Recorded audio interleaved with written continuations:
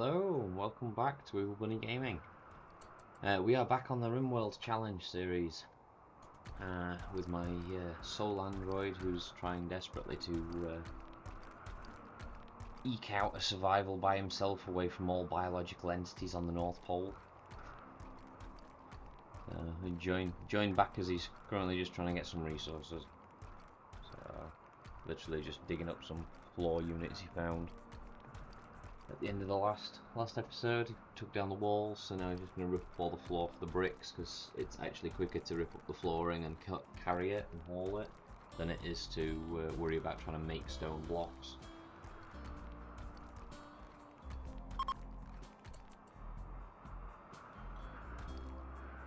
All in all, we're not doing too bad. There's some changes going to be going on, obviously, throughout this episode, especially around the base.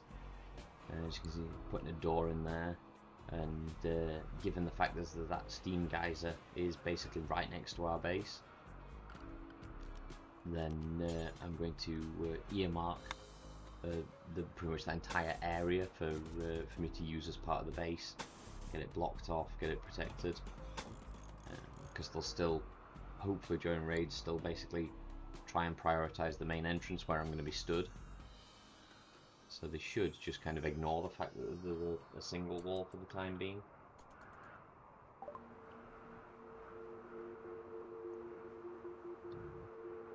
And then yes, lo and behold, we get the little comms from my friend to tell me he's got a ship ready for us.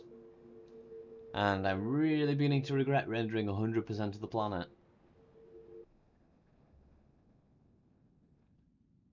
As you can see, it is near the Amomo Sea. No, I can't spell. It's EMO Sea, and we are, as you can see right there at the top, all the way up here on the North Pole, and our friend has decided to set up shop all the way down here. So I tried to think how long that would actually take and how much food we would actually require to do it in a caravan. So what we're going to be doing is ultimately it will end up being hop, using transport pods. There's still a bunch of resources down there to go fetch.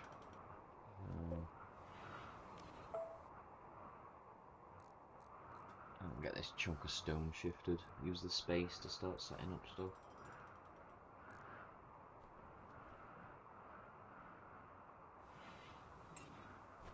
It's definitely marginally harder to do stuff when there is literally just one pawn running around. No job is too small, no job is too big. All of them are his. But yeah, so we're finishing off this protective wall. That should seal off this entire area. Now that the area is sealed off, we could actually start setting up inside of it a bit and sorting stuff out. But we'll see. I'm not quite sure what I'm going to do with it as of yet. I just know it was easier just to throw some of the stone blocks I'd collected, throw those back down across the entrances. And ourselves a hare that stupidly wandered onto the map. So that will make a nice snack. We're sort of barely scraping along at the moment with food. It's seemingly as things start to look dire food-wise, we get a chance at getting something, or something happens, like a cargo pod drop or something. I think was the last episode there was a cargo pod drop that just in the nick of time.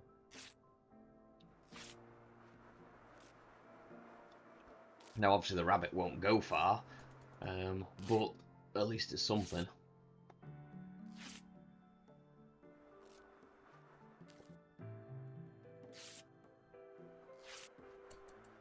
Bandage myself back up there. Okay, let's go fetch some more stuff.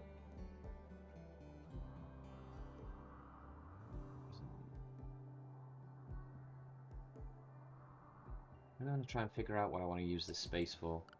So I think I've started building some manufacturing, some production stuff at the top of the zone.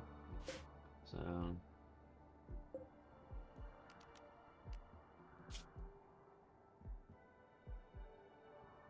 start getting some stuff sorted.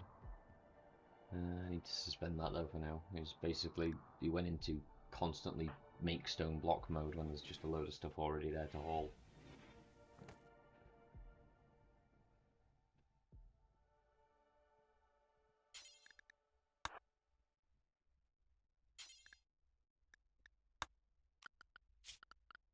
Oh yeah, of course I took the butcher's spot down.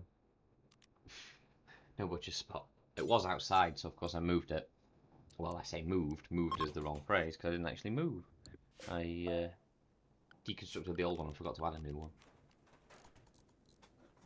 Right, so I decided I am going to make this into kind of a production area. So for the time being, rather than try and cram everything in this crag of a cave in through these rock, it's time to start actually modifying the landscape to our bidding.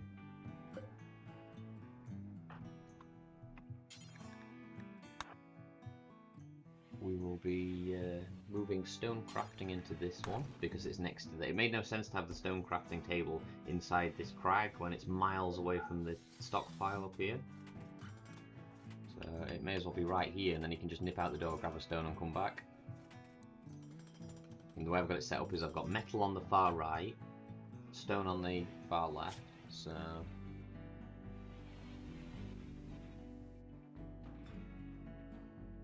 Go grab some more of these stones.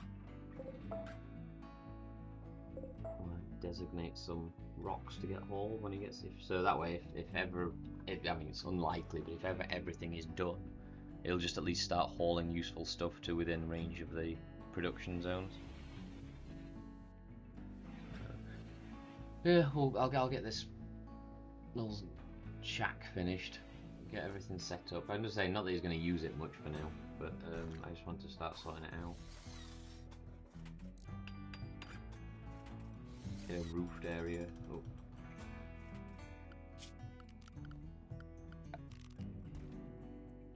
And then we've moved on to sorting out the tailoring bench, because the ice is starting to play havoc with the hydraulic fluid on the Android.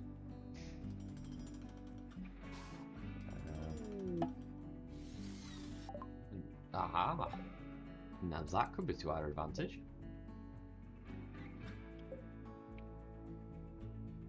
I've got to at least go and get a couple of those. I decided to go for the does just in case the rams are more likely to retaliate.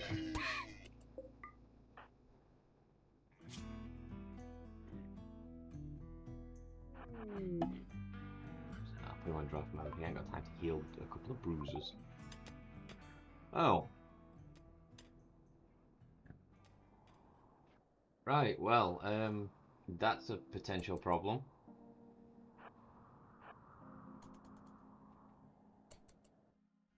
Okay, well, one issue at a time. Okay, so let's finish off getting meat before it walks off the edge of the map. Because that's the problem with these roaming herds. As soon as the map is analysed and they've had a quick route around and realise there's no food, they just leave straight off the edge, which makes it very hard to try and take down much out of a herd by myself. I'm gonna have to figure out what to do with this.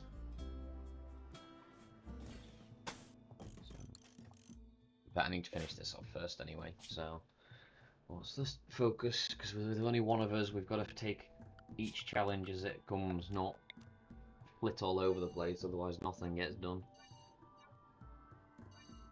Let's finish off getting my tailoring area set up.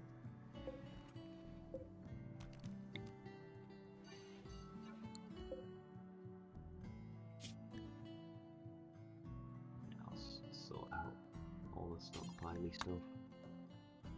Make sure the textiles are stored up here.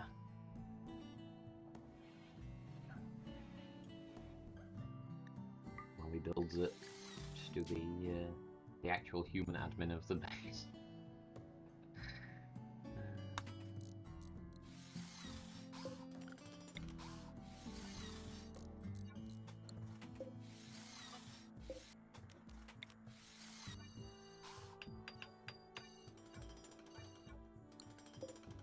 Go.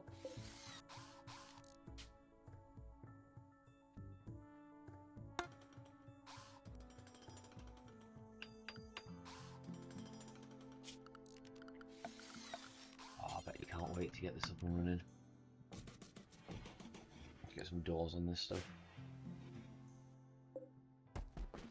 Because there is a hit for working temperature, so as sort of close as he is to not being able to cope with the temperatures is inside, it does affect working speeds and working efficiency, I believe, as well. There we go. So we have tailoring, an area to tailor and create clothing set up.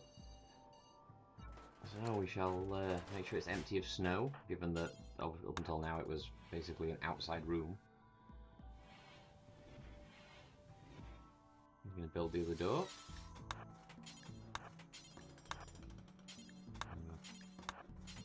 Prioritise getting all the wet, damp snow out of here. Doesn't do great for Android allies. May as well go and collect. We spent enough time sorting out these resources, so we may as well go and get a load of them.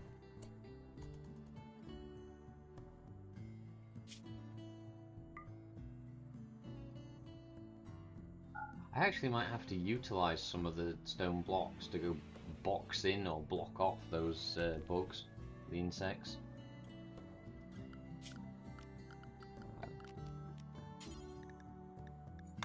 Yeah, first. So I'm gonna now spend some time extending the defences at the entryway. Building them out of stone takes a huge amount of time in comparison to building them out of steel, and they don't do as much damage. But given the abundance of basically free stone blocks that I've managed to collect, I can actually repair and replenish the traps when they get sprung, whereas steel is really hard to come by at the moment. There's some in the mountainside next to me, etc., but there's other than mining steel, there are far more important things at the moment that have got to be done. I need to get to a point where effectively I've got an entire base infrastructure set up. Then I can worry about just spending some days pure resource gathering. But the time has come. It's finally fed up of wandering around scraping ice out of his joints.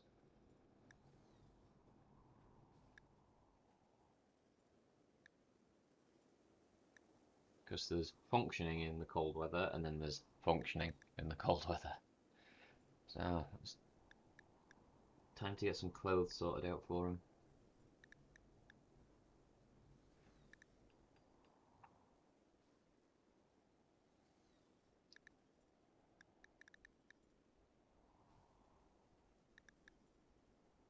Probably get him one of everything and then leave him to it.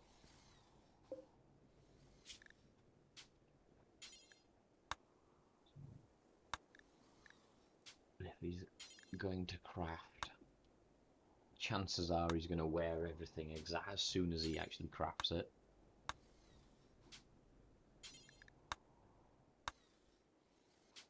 So I might as well just put it on the floor while he picks up the materials for the next one. That's why I'll tell how important it is to him, because just abandoned making traps and securing the base in favour of food and heading up to make his clothes.